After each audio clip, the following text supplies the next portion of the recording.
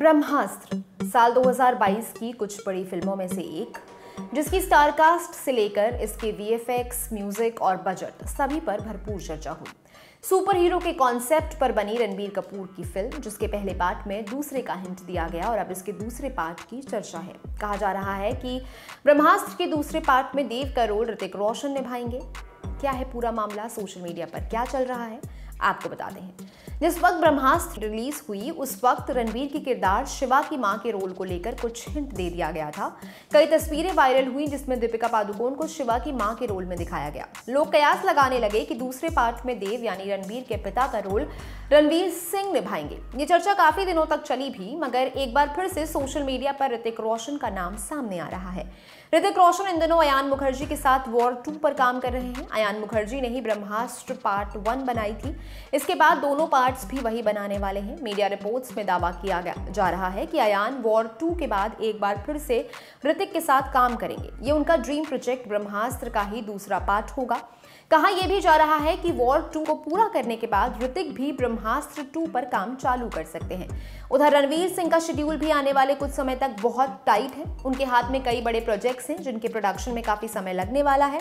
रणवीर के पास फरहान अख्तर की बहुचर्चित फ्रेंचाइज फिल्म डॉन 3 है, जिसका शूट इस साल अगस्त से शुरू होना है। इसे खत्म करने के बाद रणवीर सोनी पिक्चर्स की बिग बजट फिल्म शक्तिमान पर काम चालू कर देंगे, जिसे मई 2025 तक फ्लोर पर आना है।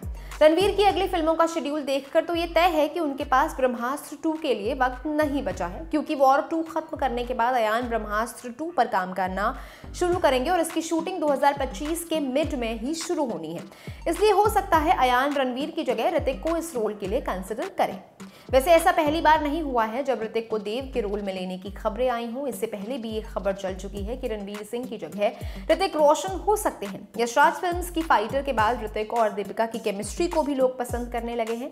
ऐसे में ब्रह्मास्त्र में एक बार फिर से ये दोनों स्टार्स नजर आ जाएं तो कोई हैरानी नहीं होगी। बाकी ब्रह्मास्त्र 2 को लेकर कई सारी फैन थ्योरीज भी चल रही हैं, जैसे आलिया का किरदार ईशा नेगेटिव किरदार हो सकता है जो ब्रह्मास्त्र ढूंढते हुए शिवा के पास आई।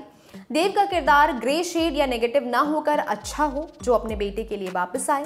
मौनी रॉय, अमिताभ बच्चन सभी के किरदारों को लेकर कुछ थ्योरीज हैं। अब इनका खुलासा तभी होगा जब ब्रह्मास्त्र 2 2026 में बनकर रिलीज होगी।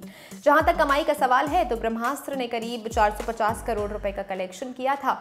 अयान मुखर्जी डायरेक्टेड इस फिल्म में रणबीर कपूर, आलिया भट्ट, अमिताभ बच्चन, मौनी रॉय और नागार्जुन जैसे एक्टर्स ने काम किया। फिल्म में शाहरुख खान ने गेस्ट अपीयरेंस किया था। अब देखना होगा कि ब्रह्मास्त्र 2 में कौन कौन से एक्टर्स नजर आएंगे। ये जानकारी आपके लिए जुटाई थी मेरे साथी मेघना ने। मैं हूं गरिमा, आप देख रहे हैं लल्लू टॉप सिनेमा। शुक्रिया।